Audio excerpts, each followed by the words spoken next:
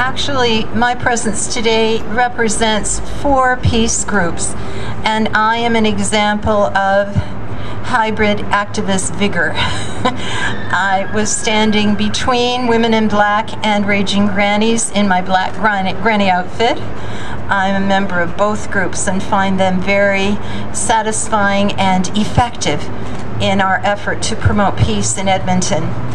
I'm also a member of the Edmonton Coalition Against War and Racism, which formed together from many different factions in our Edmonton community immediately after the 9/11 incident, trying to urge nations not to wage war, and have been taking a stand for peace and social justice ever since in our community.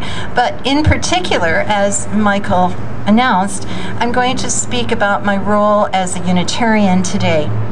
You may or may not know that Unitarians do not consider themselves to be Christians per se, but we respect and revere the teachings of all of the major religions of the world, including Christianity, of course. And I'll give you a long string of letters. I am here representing the UCE,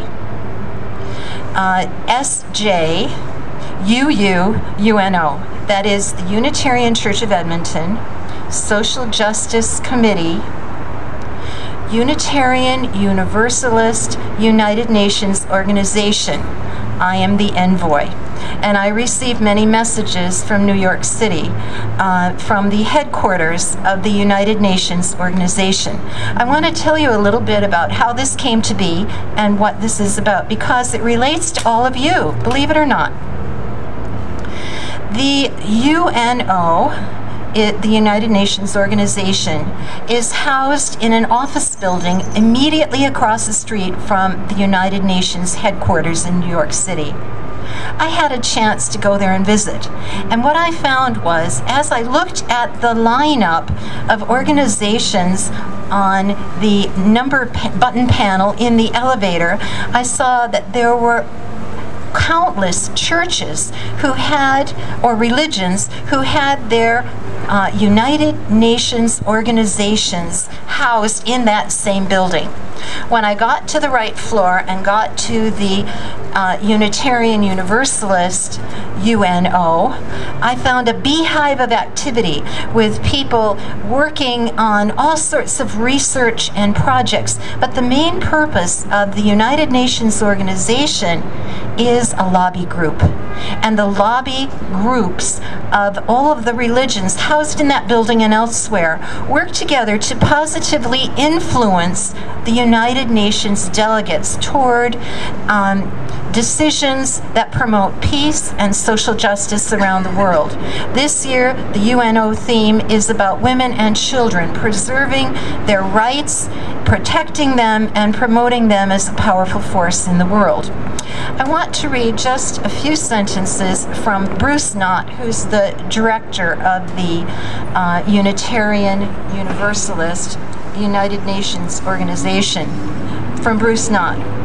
We live in a global village. Every day, what happens around the world impacts our lives in substantial ways, from the food we eat, to the air we breathe, to the rights we enjoy or don't. Similarly, what we do in our communities impacts the lives of people across the globe. As believers in social justice, we Unitarian Universalists need to be mindful and work on local, national, and international issues. We need to be good global citizens. The United Nations is our link to the world, and the UNO is our link to the United Nations.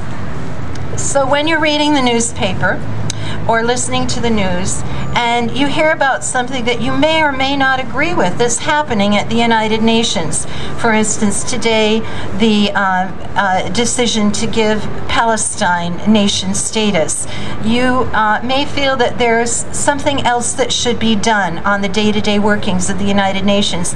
I want you to know that the churches and the religions around the world are actively pursuing a positive influence toward correct decisions in the United Nations.